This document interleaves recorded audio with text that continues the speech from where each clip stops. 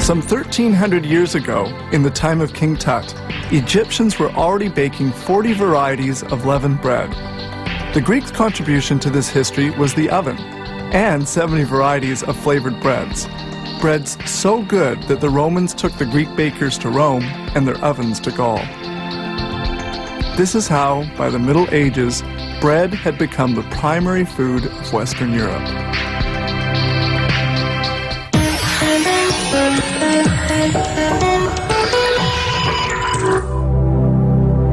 Multigrain bread is made from several ingredients, such as flaxseed, buckwheat, soya, and millet. This protective grill prevents foreign matter from accidentally falling into the recipe mix, a recipe calling for some 600 kilos of flour. The ingredients, ground in a mill, are kept in these 36 enormous containers.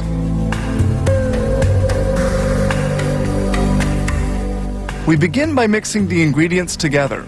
These kneading troughs are used to ferment the yeast, a step which takes 3 hours. The fermenting yeast makes the dough rise considerably.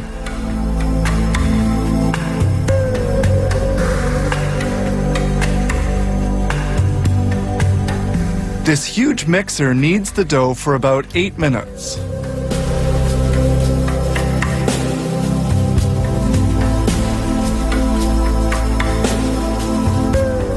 When thoroughly homogeneous, the content is emptied into a large tub. The dough weighs 1,000 kilos. That's almost a ton. The dough is loaded onto a slide situated above the dough divider. At the bottom of the machine, a small hole allows the dough to escape. 2 mechanically operated arms cut the dough pieces into equal lengths. It forms 192 of these a minute. The dough then falls onto a conveyor.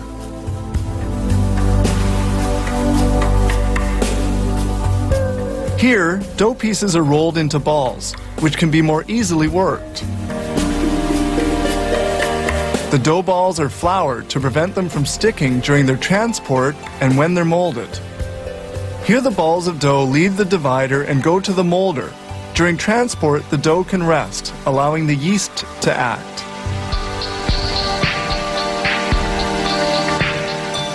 The dough is then folded and rolled.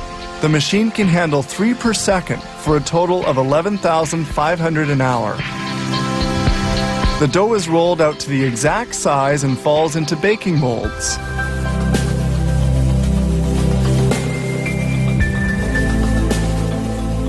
Here we see the making of hot dog rolls. These little dough balls have to be shaped lengthwise and fermented before molding.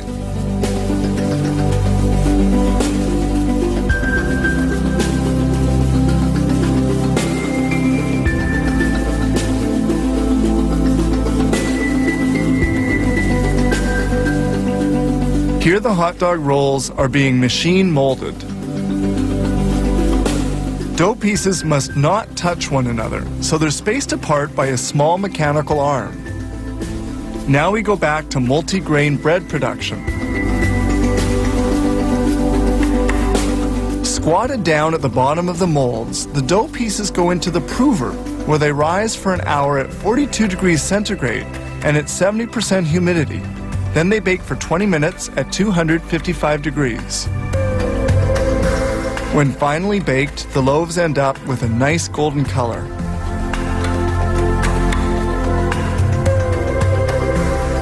A vacuum system draws the loaves from their molds. They're then placed on a conveyor to cool.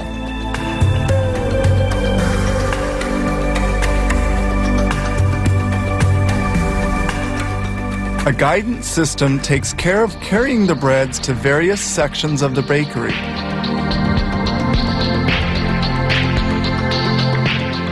When well cooled, breads go to the slicer, which cuts 65 loaves a minute. They are sliced by 2-meter wide and 40-centimeter long steel saw blades. These blades are changed every 2 weeks.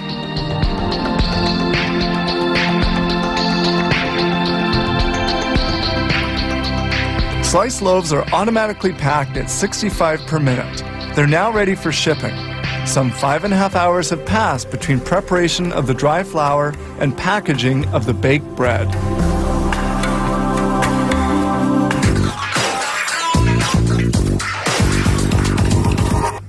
They say a picture's worth 1,000 words. I hope what we've shown you today speaks for itself. Our goal was to give you a view of the many manufacturing methods that produce the items we see in our everyday lives. I'm Mark Tewksbury. See you next time on How It's Made.